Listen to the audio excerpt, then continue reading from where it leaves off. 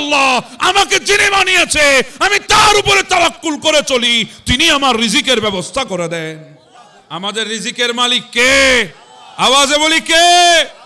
অতএব রিজিক নিয়ে চিন্তা করবেন না, রিজিক নিয়ে চিন্তা করবেন না। আপনি আগে চেষ্টা করবেন ছেলের চরিত্র হেফাজত করার, ছেলের চরিত্র হেফাজত করা।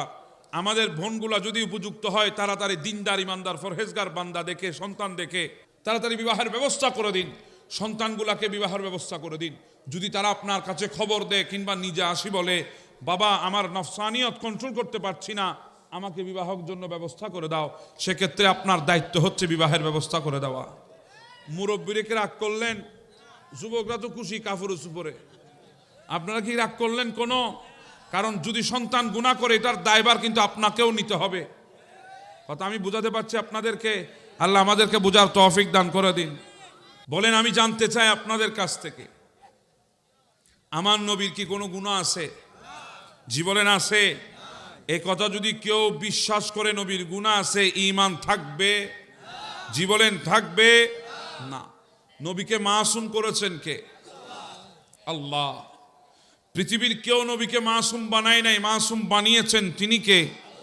একটু মোহাব্বতের আওয়াজে বলেন তিনি কে? আল্লাহ বানিয়েছেন মাসুম।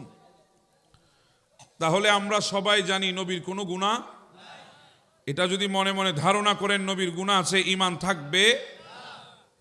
আমার নবী কি বলছেন দেখেন, ইয়া আইয়ুহান নাস তুবু ইলাল্লাহ ফাইন্না আতুবু ইলাইহি ফিল ইয়াউমি মিআতা মাররাতিন। হে মানুষ, আমার উম্মত, তোমরা আল্লাহর দরবারে তওবা করো।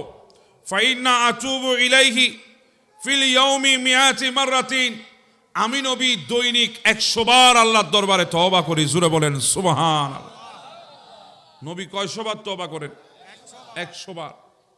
এখন তওবার কারণে দুইটা কথা, কারো যদি গুনাহ থাকে তওবার কারণে গুনাহ মাফ হয়ে যায়, কারো যদি গুনাহ না থাকে তওবার কারণে ইজ্জত আজমত আল্লাহ বাড়িয়ে দেন।